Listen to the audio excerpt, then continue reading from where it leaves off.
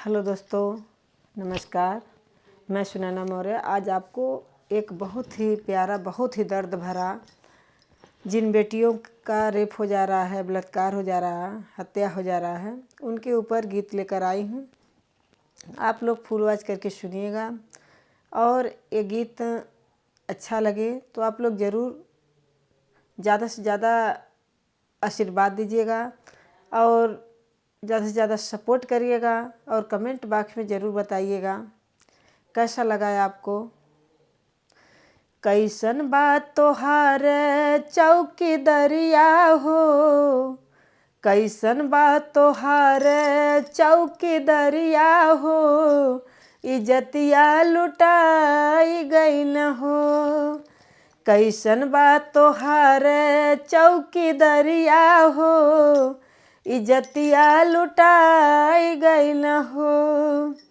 अरे घरवा से बहरी बजरिया हो, अरे घरवा से बहरी बजरिया हो, इज्जतिया लुटाई गई न हो। अरे घरवा से बहरे बजरिया हो, इज्जतिया लुटाई गई न हो। कैसन बात तोहार चौकी दरिया हो, इज्जतिया लुटाई गई न हो। के करा से कहीं साहेब आपन लाचारी, के करा से कहीं साहेब आपन लाचारी। सगरी नगरिया भैल व्याभिचारी, सगरी नगरिया भैल व्याभिचारी। अरे खींच ले न देहा से लुगरिया हो, अरे खींच ले न देह से लुगरिया हो, इज्जतिया लुटाई गई न हो। अरे खींच ले न देह से लुगरिया हो, इज्जतिया लुटाई गई न हो। कैसन बात तोहार चौकी दरिया हो, इज्जतिया लुटाई गई न हो। कैसन बात तोहार चौकी दरिया हो, इज्जतिया लुटाई गई न हो।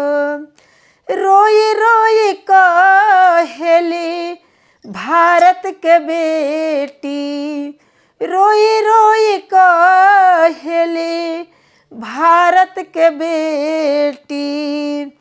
लिहत जनमवा का दब तो नरेठी, लिहत जनमवा माई दब तो नरेठी। अरे मारी दे तू कोख के भीतरिया हो, अरे मारी दे तू कोख के भीतरिया हो, इज्जतिया लुटाई गई न हो। मारी दे तू कोख के भीतरिया हो, इज्जतिया लुटाई गई न हो। कैसन बात तोहार चौकी दरिया हो, इज्जतिया लुटाई गई न हो। कैसन बात तोहार चौकी दरिया हो, इज्जतिया लुटाई गई न हो। देखत देखत सकल समाज तमाशा, देखत सकल समाज तमाशा, देखत सकल समाज तमाशा। देखत सकल समाज तमाशा। अरे साहेब साहेब जुआरी हमार खेला तपाशा, साहेब जुआरी हमार खेल तपासा।